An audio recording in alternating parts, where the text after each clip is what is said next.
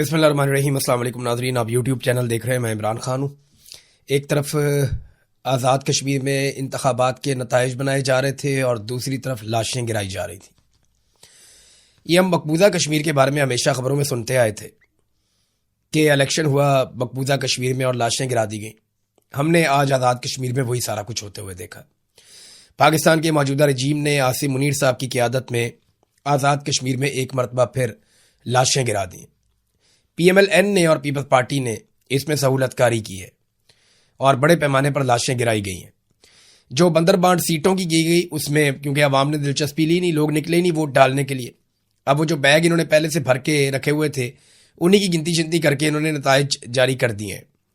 جو voting turn out تھا وہ تو جو لوگ وہاں کوریج کرتے سارا دن، انہوں نے کہا 10% بھی ہمیں نہیں لگتا، لیکن اگر ہم بہت بھی بڑھا کے بیان کریں تو ہم 15% کہہ سکتے ہیں۔ اس سے زیادہ لوگوں نے نکل کے پولنگ سٹیشن تک آنے کی زحمت ہی نہیں کی۔ تو عوامی سطح پہ تو مکمل طور پہ ایک بائیکاٹ نظر آیا جو آزاد کشمیر میں الیکشن ہوا۔ لوگوں نے اس میں دلچسپی نہیں لی۔ ملٹری اسٹیبلشمنٹ کا تیار کردہ الیکشن تھا اور انہوں نے اس کو 3 مراحل میں کرنے کا فیصلہ کیا۔ لوگوں نے ذرا بھی دلچسپی نہیں دکھائی۔ نتائج کے لیے جو صحافی جا رہے تھے آر او کے دفاتر میں، یا وہ چاہ رہے تھے کہ نتائج ان کے سامنے بنے، ان صحافیوں کو جانے سے روک دیا گیا اور رکاوٹیں ڈالی گئیں۔ پھر اس کے بعد اپنی مرضی کے نتائج بنائے گئے۔ اب تک کی اطلاع کے مطابق نون لیگ اور پیپلز پارٹی میں سیٹیں بانٹی گئی ہیں۔ کچھ 8 کے قریب سیٹیں کہہ رہے ہیں کہ نون لیگ کو دے دی ہیں، 7 یا 8 ابھی تک، اور کوئی 4-5 پیپلز پارٹی کو دے دی ہیں۔ ایک آدھی کی جو ہے وہ بھی رہ جائے، اس کا بھی آ جائے گا نتیجہ تو پتہ چل جائے گا۔ بہرحال یہ انہوں نے آپس میں بندر بانٹ کر لی ہے۔ اس کے بعد دوسرے مرحلے کا الیکشن کروائیں گے۔ لیکن جب یہاں پہ الیکشن ہو رہا تھا تو وہ جو احتجاج کرنے والے لوگ میرپور سے نکلے قافلے لے کر، وہ راولہ کوٹ پہنچ گئے، اور دریک چوک سے جب وہ آگے کی طرف بڑھے اور چنار چوک کے نزدیک پہنچے تو عمر نذیر کشمیری صاحب نے جو سٹیٹمنٹ جاری کیا اس کے مطابق وہاں پہ خوفناک خون ریزی ہوئی ہے۔ کشمیر کو پاکستان کی شارک کہا جاتا ہے اور اس پہ خود ہی چھری چلا رہے ہیں، اور چلانے والے بھی کوئی باہر سے نہیں آئے، ہماری اپنی سیکورٹی فورسز ہیں۔ عمر نذیر کشمیری نے جو سب سے پہلے انفارمیشن دی، انہوں نے بتایا کہ چنار چوک کے نزدیک عمارتوں پر اسلحہ فٹ کیا گیا تھا اور ہیوی مشین گنز فٹ کرنے کے بعد عوام پہ گولی چلائی گئی۔ رینجرز نے گولی چلائی ہے جو انہوں نے بتایا۔ پہلے انہوں نے 10 لوگوں کے نام لیے جو شہید ہوئے ہیں، ان کے علاقوں کے نام لیے، اور یہ بتایا کہ 10 لوگ اب تک شہید ہو چکے ہیں۔ 7ویں نمبر پہ عمر نذیر کشمیری نے اپنے بھائی کا نام لیا تھا۔ پھر کچھ دیر کے بعد اطلاع آتی ہے، ایک اور صاحب بتاتے ہیں کہ جو شہادتیں ان کی تعداد 14 ہو گئی ہے۔ اور اب جب میں یہ ویلاگ ریکارڈ کر رہا ہوں تو ابھی جو تازہ ترین اطلاع آئی ہے اس کے مطابق اب تک 20 کشمیری شہید ہو گئے ہیں اس پورے انسیڈنٹ میں۔ کون کون ہے؟ نعیم بٹ ہیں کوٹلی آزاد کشمیر سے، دوسرے شہید عثمان نذیر، تیسرے نثار احمد، چوتھے کاشف یعقوب، 5ویں سردار فدا حسین، 6ٹھے مزمل، 7ویں باسط شاہ، 8ویں فہیم افضل، 9ویں کامران مشتاق، 10ویں زرغام خلیل، 11ویں ثاقب حنیف اور 12ویں ثاقب اسحاق، عریل اصغر 13، 14 عثمان گل، 15 جفیر پہلوان، 16 نثار شاہین، 17 خواجہ ابرار لطیف، کامران حفیظ اور فیصل صابر۔ تو اس طرح یہ لوگ، علی حسین، یہ لوگ شہید ہو گئے ہیں۔ 20 کے قریب نام ابھی تک میرے پاس آئے اور یہ آزاد کشمیر سے دوستوں نے بھجوائے ہیں۔ بہت سارے لوگ زخمی بھی ہوئے ہیں جو اسپتالوں میں۔ ایک افسوسناک بات یہ ہے کہ سیکورٹی فورسز نے پہلے ان لوگوں پہ بلا اشتعال فائرنگ کی۔ ان لوگوں کے پاس ہتھیار نہیں تھے، یہ نہتے جا رہے تھے، اور یہ بات عمر نذیر کشمیری نے خود بتائی بھی کہ ہم نے لوگوں سے درخواست کی تھی کہ کوئی بھی ہتھیار لے کر نہیں جائے گا۔ نہتے لوگوں پہ گولی چلائی گئی ہے۔ عمر نذیر کشمیری کا بھائی شہید ہوا ہے۔ اس نے جب شہداء کے نام لیے تو 7ویں نمبر پر اپنے بھائی کا نام بھی لیا اور بتایا کہ یہ میرا بھائی تھا، لیکن بڑی صبر کے ساتھ، بڑی استقامت کے ساتھ، ثابت قدمی کے ساتھ انہوں نے شہداء کے نام لیے، اور بڑی ہوش مندی کے ساتھ انہوں نے آگے کے لائے عمل کا اعلان کیا کہ ہم آگے بڑھیں گے، ہم پیچھے نہیں ہٹیں گے، ہم اپنے موقف سے پیچھے نہیں ہٹ سکتے، ہم حق پر ہیں، ہمارے جو لوگ شہید ہوئے، ہمارا ایمان ہے کہ اللہ تعالیٰ ان کے لیے اچھائی والے معاملات کرے گا۔ بڑا پہاڑ جیسا صبر اور حوصلہ دکھایا عمر نذیر کشمیری نے۔ جب ایسے لوگ ہوتے ہیں نا پھر لوگ پیچھے نہیں ہٹتے۔ سیکورٹی فورسز کا محاصرہ توڑ کر، گولیاں کھاتے ہوئے، اپنے سینے پیش کر کے یہ لوگ پہنچ گئے شہر کے اندر، اور جس منزل پہ انہوں نے جانا تھا وہاں تک پہنچ گئے۔ اب آگے کا فاصلہ یہ لوگ پیدل طے کریں گے۔ وجہ یہ ہے کہ گاڑیاں ان کی روک دی گئی ہیں، تباہ کر دی گئی ہیں، اور ان کو گاڑیوں کی سہولت بھی اس طرح میسر نہیں ہے۔ تو اب کشمیری بڑے پیمانے پر پیدل مارچ کریں گے اور اس میں ان کو 4 دن بھی لگ سکتے ہیں، 5 بھی دن لگ سکتے ہیں مظفر آباد جانے میں. تو کشمیریوں کے لیے ایک بہت بڑی رسپانسبلٹی اور ایک بہت بڑی تحریک یہ بن چکی ہے. چند دن پہلے تک ہمارے میڈیا کے جو دوست بھارت میں نوجوانوں کے حق میں آواز بلند کر رہے تھے وہ اس پہ بات نہیں کر پا رہے. پاکستان کے میڈیا پہ کشمیریوں کا خون بہہ رہا ہے، کوئی ٹکر بھی نہیں چل رہے، کوئی خبر نہیں چل رہی، کوئی بریکنگ نہیں آ رہی، کوئی پاکستان کا میڈیا یہ خبر دینے کے لیے تیار نہیں ہے. بلکہ علیم خان کو شکست ہوئی بدترین اس الیکشن میں اور اس کا چینل بدلہ لے رہا ہے کہ جناب یہ شرپسند تھے. جتھے کہہ کر مخاطب کیا جا رہا ہے، مسلح جتھے کہا جا رہا ہے، شرپسند کہا جا رہا ہے کہ انہوں نے 2 پولیس والوں کو زخمی کر دیا. یہ 20 لاشیں نظر نہیں آتی، بہت سارے زخمی درجنوں اسپتالوں میں پڑے ہوئے ہیں، وہ نظر نہیں آتے. عوام کے اوپر سیدھی گولی چلائی گئی ہے. ایسا لگتا ہے کہ اسٹیبلشمنٹ لوگوں کے الیکشن کے بائیکاٹ کا بدلہ لے رہی تھی کہ مارو ان کو گولیاں، یہ ہمارے حکم کی خلاف ورزی کرتے ہیں. ناظرین، جن لوگوں سے میری بات ہوئی آزاد کشمیر میں، وہ بریگیڈیئر فائق کو اور آئی جی لیاقت کو ذمہ دار قرار دے رہے ہیں کہ یہ 2 لوگ بیسیکلی رسپانسیبل ہیں جو بھی قتل عام آزاد کشمیر میں اب تک ہوا ہے. 50 کے قریب لوگ پہلے شہید ہو گئے تھے، 20 لوگ اب شہید ہو گئے، لگ بھگ 70 کے قریب لاشیں اور بہت بڑے پیمانے پہ زخمی ہیں، بہت بڑی تعداد میں زخمی ہیں. راولا کوٹ کو لہو لہان کر دیا. پورے پاکستان کو اس کے اوپر آواز اٹھانی چاہیے. مجھے اچھی طرح یاد ہے، آج سے چند دن پہلے میری جوائنٹ عوامی ایکشن کمیٹی کے لوگوں سے بات ہو رہی تھی، تو انہوں نے مجھے ایک بات کہی تھی کہ عمران بھائی یہ بات آپ یاد رکھیے گا کہ اس لڑائی میں یا تو ہم جیتیں گے، اپنے حقوق لیں گے، یا ہم مارے جائیں گے. لیکن اگر ہم مارے جائیں نا تو آپ ہمیں بھولنے مت دیجیے گا، لوگوں کو بتائیے گا کہ ہم اپنے لوگوں کے لیے مارے گئے. ہمیں پتہ ہے کہ ہم اس میں شہید کر دیے جائیں گے، ہم اس بات کو جانتے ہیں. ہم نے اپنے ہاتھوں سے لاشیں اٹھائی ہیں، آئندہ ہو سکتا ہے کہ ہماری لاشوں کو ہمارے لوگ اٹھا کر لے جائیں. ہم یا تو کامیاب ہوں گے یا شہید کر دیے جائیں گے. ہمارے پاس اور کوئی رستہ نہیں بچا. لیکن وعدہ کریں آپ ہمیں بھولیں گے نہیں، ہم اپنے لوگوں کے لیے جانیں دے دیں گے. ہمارے بعد آنے والے ہماری تحریک کو زندہ رکھیں گے، لیکن کشمیری ایک دن اپنا حق لے لیں گے، ہم پیچھے نہیں ہٹیں گے. یہ باتیں انہوں نے میرے سے کی تھیں. میں اس وقت سوچ رہا تھا کہ یہ اس نہج پہ معاملہ پہنچا کیوں. وہ اس لیے کہ ضد ہے، ہر درمی ہے ایک آدمی کی کہ پاکستان میں میرا سکہ چلے گا، میں نظام کو چلاؤں گا. ایک ادارہ یہ سوچتا ہے کہ وہ پورے ملک کو کنٹرول کرے گا تو پھر ملک کا یہی حال ہوگا جہاں جمہوریت نہیں ہے، انسانیت نہیں ہے. اور آپ الزام لگا دیتے ہیں کہ یہ جناب دشمن کے اعلی کار ہیں. کبھی کہتے ہیں یہ راہ کے ایجنٹ ہیں. آپ کو راہ طوطے پسند ہے نا، جو آپ کی زبان بولے، جو آپ کہیں فرفر بولنے والے طوطے آپ کو پسند ہیں. یا تو کوئی شخص آپ کے لیے راہ طوطا بن جائے، بولتا رہے، نہیں تو پھر آپ اس کو راہ کا طوطا قرار دے دیتے ہیں یا راہ کا ایجنٹ قرار دے دیتے ہیں. اتنی اوقات ہے پاکستان کے اداروں کی اور پاکستان کے سسٹم کی، کیونکہ یا تو یہ کہتے ہیں کہ آپ ہمارے لیے کام کریں، اگر آپ ہمارے مفاد کے خلاف جائیں گے تو ہم آپ کو دشمن قرار دے کے مار دیں گے یا غائب کر دیں گے. اور آج ہم اس کا ایک اور عملی مظاہرہ دیکھ رہے تھے. سینیٹر مشتاق نے اعلان کیا ہے کہ وہ راولا کوٹ کے لیے نکلیں گے صبح 10 بجے اسلام آباد سے. تو لوگوں کو ان کے ساتھ جانا چاہیے. اب ہونا یہ چاہیے کہ عوام کو احتجاجی ریلیاں نکالنی چاہیے، آواز بلند کرنی چاہیے.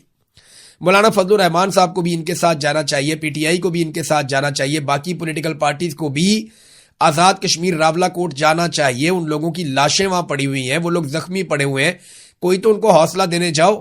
یہ بندوق والے تو پاگل ہو گئے، ان کو تو سمجھ ہی نہیں آ رہی. یہ تو ملک کا بیڑا غرق کر دیں گے. 71 میں بھی معاملہ ان کے ہاتھ میں آیا تو ملک ٹوٹ گیا تھا، آج پھر معاملہ ان کے ہاتھ میں ہے. سیاستدانوں کو آگے آنا پڑے گا، معاملہ اپنے ہاتھ میں لینا پڑے گا، ورنہ یہ لوگ ایک مرتبہ پھر ہمارے ساتھ بہت بڑا کھلواڑ کر جائیں گے. بندوق والوں کا دماغ کام نہیں کر رہا، تو جو سیاستدان ہیں، سویلینز ہیں، وہ آگے بڑھیں اور جا کر زخموں پہ مرہم رکھیں. یہ نمک پاشی کا وقت نہیں ہے. عوام کو احتجاجی ریلیاں کرنی چاہیے، تاجروں کو کھڑا ہونا چاہیے، ٹرانسپورٹرز کو کھڑا ہونا چاہیے، وکلا کو اس معاملے میں احتجاج کرنا چاہیے اپنی اپنی عدالتوں میں، طالب علموں کو باہر نکل کے آواز بلند کرنی چاہیے. اوورسیز پاکستانی، بلکہ میرا ان سے رابطہ ہوا، وہ بہت بڑے پیمانے پر احتجاج پلان کر رہے ہیں. جیسے ماضی میں انہوں نے احتجاج کیا، وہ اس سے بھی بڑا احتجاج کرنے جا رہے ہیں. ان کا یہ کہنا ہے کہ وہ اپنے بھائیوں کو اس مشکل وقت میں اکیلا نہیں چھوڑیں گے. سوشل میڈیا پہ آپ ضرور آواز اٹھائیں، جتنی آواز اٹھا سکیں، تھوڑی اٹھائیں، زیادہ اٹھائیں، لیکن آپ سوشل میڈیا پہ بھرپور آواز اٹھائیں. زخمیوں کو اسپتالوں میں جا کر علاج نہیں کروانے دیا. وہ جو زخمی لوگ اسپتالوں میں جاتے تھے، اسپتالوں کے اوپر بھی قبضہ کیا ہوا تھا کہ لازمی بات ہے ان کو گولیاں لگیں گی، زخمی ہوں گے، یہ اسپتالوں میں آئیں گے. اب جو لوگ اسپتالوں میں جاتے ہیں تو وہاں یہ ہوتا ہے کہ سب سے پہلے تو لاشیں قبضہ کر لی جاتی ہیں، لاشیں واپس نہیں دی جاتی، تاکہ لاشیں ملیں گی تو رولا پڑ جائے گا، پتہ چلے گا کون کون شہید ہو گیا اور وہ لاشیں دنیا کے سامنے بھی آئیں گی. لہذا سب سے پہلے لاشوں پہ قبضہ کر لیا جاتا ہے. یہ ہمارا یہاں پہ پسندیدہ کام ہے قتل عام کے بعد. وہ پرانی والی لاشیں مانگ رہے ہیں کہ جی وہ بھی ہمارے حوالے کی جائے، ان کے مطالبات میں سے ایک مطالبہ ہے. دوسرا، جو زخمی جاتے ہیں زخمیوں کو اور ان کے ساتھ آنے والوں کو گرفتار کر دیا جاتا ہے اور انہیں بعض اوقات منتقل کر دیا جاتا ہے دوسرے شہروں میں. یہ بڑی انفارچونیٹ سچویشن ہے کہ اسپتالوں کے اوپر بھی قبضہ کر لیا گیا کہ لاشیں غائب کر دیں گے. راولہ کوٹ میں بربریت پہ کوئی خبر نہیں چلائی میڈیا نے. یہ انتہائی افسوسناک چیز ہے. مریم نواز نے سیلیبریشن شو کر دی. آزاد کشمیر کے الیکشن کو جناب ہم نے جیت لیا، آتش بازی لگا دی، سیلیبریشن لگا دی، اپنی خوشیاں منا لی مریم نواز نے. اس عورت کو بالکل احساس نہیں ہے کہ پاکستانیوں کے دل پہ کیا گزر رہی ہوتی ہے. جس دن ارشد شریف کو شہید کیا گیا اس دن یہ کیک کاٹ رہی تھی. بعد میں ان کی لاش جو ہے اس کی تصویر لگا کے ایک جھوٹا پروپیگنڈا کر دیا کہ ارشد شریف نے نواز شریف کی بیوی کی موت کا مذاق اڑایا تھا یا بیماری کا مذاق اڑایا تھا. اور بعد میں جھوٹی ثابت ہوئی یہ عورت کہ کبھی بھی ارشد شریف نے مذاق نہیں اڑایا، بلکہ میں ہوں یا ارشد شریف ہے یا صابر شاکر ہے یا باقی جرنلسٹ ہیں. ہم ہمیشہ دعا کرتے رہے ہر بیمار کے لیے. جب کبھی پتا چلا نواز شریف بیمار ہے، ہم نے کہا جی اللہ تعالیٰ انہیں صحت عطا فرمائے. لیکن جو ان کے پولیٹیکل سٹیٹمنٹس ہیں یا ان کے جھوٹ ہیں ان کو ہم بے نقاب کرتے رہے. اس عورت نے وہاں پہ بھی جھوٹ بولا. جھوٹ ان کی گھٹی میں پڑا ہوا ہے، ان کے گھر سے ان کو تحفے میں جھوٹ ملتا ہے. ہر وہ موقع جس میں پاکستانی دکھی ہوتے ہیں، تکلیف میں ہوتے ہیں، درد میں ہوتے ہیں، یہ اس موقع پر کیک کاٹتے ہیں، سیلیبریشن کرتے ہیں، آتش بازی کرتے ہیں. ایک مرتبہ پھر اس عورت نے جب راولہ کوٹ میں لاشیں پڑی ہوئی تھی، خون بہ رہا تھا، لہو لہان تھا کشمیر، اس وقت کشمیر کے اندر فتح کے جھنڈے گاڑ کے آتش بازی کی فوٹیج لگائی ہے. ان کی خوشیاں الگ، ان کے غم الگ. پاکستانیوں کی خوشیاں الگ، پاکستانیوں کے غم الگ. ان کا پاکستان سے یا پاکستانیوں سے کوئی تعلق دکھائی نہیں دیتا. پورے پاکستان میں لوگوں کو آواز اٹھانا چاہیے، صحافیوں کو بھی آواز اٹھانی چاہیے. آپ یہ سوچتے ہیں کہ آپ کے چھوٹے چھوٹے بچے آپ آواز اٹھائیں گے تو پرابلم ہو جائے گی. یہ جو لوگ شہید ہوئے ہیں ان کے بھی چھوٹے چھوٹے بچے ہیں. میں کہتا تھا نا کہ باری باری سب کی باری. آج میرے کشمیری بھائیوں کی باری ہے. میں آپ کو لکھ کر دیتا ہوں کل آپ کی بھی باری آئے گی. یہ پنجاب کے ایک ایک شہر میں گھسیں گے اور ایک ایک جگہ پہ تباہی پھیریں گے. وہ DW نیوز نے جو ڈاکومنٹری چھاپی ہے نا، اس کے انٹرویو صرف آپ نکال کے سنیں اور پڑھیں، آپ کے رونگٹے کھڑے ہو جائیں گے کہ کس طریقے سے پاکستان کے پورے نظام پہ پاکستان کی ملٹری اسٹیبلشمنٹ نے کنٹرول کر لیا ہے. مجھے جو اس کا مین مدعا ہے اس سے مجھے اختلاف ہے کہ پاکستان کا جو ایٹمی پروگرام ہے وہ بہت خطرے میں ہے. مجھے لگتا ہے کہ وہ غیر ضروری ہے اور یہ پرانا پروپیگنڈا ہے. لیکن پاکستان کی ملٹری اسٹیبلشمنٹ نے پاکستان کی پوری اکانومی کو کنٹرول میں لے لیا ہے، یہ بات بالکل ٹھیک ہے. وہ پاکستان کے سب سے بڑے بزنس کرنے والے لوگ ہیں. پاکستان میں سب سے وسیع کاروبار انہی کا ہے اور آج انہی کا کنٹرول ہے ساری چیزوں کے اوپر. کوئی ان کا کاروبار میں مقابلہ نہیں کر سکتا. یہ بات حقیقت ہے. تو جو کچھ ہوا آج راولہ کوٹ میں وہ بدلہ تھا میرپور میں لوگوں کے ووٹ نہ ڈالنے کا. ایسا دکھائی دیتا ہے. لوگ تو نہیں ہارے، لوگ تو پھر بھی جا رہے تھے. انہیں لگا گولیاں کھانے کے بعد لوگ بھاگ جائیں گے. نہیں، لوگوں نے گولیاں کھائی، زخمی اٹھائے، لاشیں اٹھائی اور پھر دوبارہ محاصرہ توڑ کر وہاں پہنچے جہاں وہ جانا چاہتے تھے. کشمیریوں کو 70 سال سے لڑنے کی عادت ہے. وہ لمبے عرصے سے لڑ رہے ہیں. وہ آپ کو پیٹ دکھا کر نہیں بھاگیں گے. بات کو سمجھیے. آپ کو سمجھ نہیں آ رہی، نہ آپ کو بنگلہ دیش میں سمجھ آئی، نہ آپ کو بلوچستان میں سمجھ آئی اور نہ آپ کو کشمیر میں سمجھ آ رہی ہے. اور آپ کی کم عقلی کی قیمت ہمیشہ پاکستانیوں نے چکائی ہے. پاکستانیوں کو چاہیے کہ ان کو اب روکیں، اس سلسلے کو بند کروائیں. ناظرین، یہ ایک اور خبر ہے، یہ دینا اس لیے ضروری ہے کہ عالمی منڈی میں اس وقت جو پیٹرولیم مصنوعات کی قیمتیں ہیں وہ لگ بھگ 10% کم ہو گئی ہیں، کیونکہ 2-3 دن سے جنگ بندی ہے. جمعے والے دن ڈونلڈ ٹرمپ نے کہا تھا کہ اب آپ نے ایران کے اوپر اٹیک نہیں کرنا، تو جمعہ ہفتہ اتوار جنگ بندی رہی. تو اب جب نئی قیمتیں آئی ہیں ویکینڈ کے بعد تو 10% تک قیمتیں گر گئیں پیٹرولیم مصنوعات کی. پاکستان میں سرکار نے یہ کیا تھا کہ روزانہ کی بنیاد کے اوپر پیٹرولیم مصنوعات کی قیمتوں کا تعین کیا جائے گا تاکہ جنگ کے اثرات فوری طور پہ عوام پہ منتقل کیے جائیں. قیمت کم ہوگی تو فوراً کم کریں گے، بڑھے گی تو فوراً بڑھائیں گے. اب یہ جو عالمی منڈی میں قیمتیں کم ہوئی ہیں ان کے نتیجے میں لگ بھگ 40 روپے کے آس پاس فوری طور پہ پیٹرولیم مصنوعات کی قیمتیں کم ہونی چاہیے تھی. 40 روپے کے آس پاس. اور اگر آپ لیوی اور ٹیکسز شامل کر لیں تو لگ بھگ 150 روپیہ تو فوری طور پہ کم ہو جانا چاہیے تھا.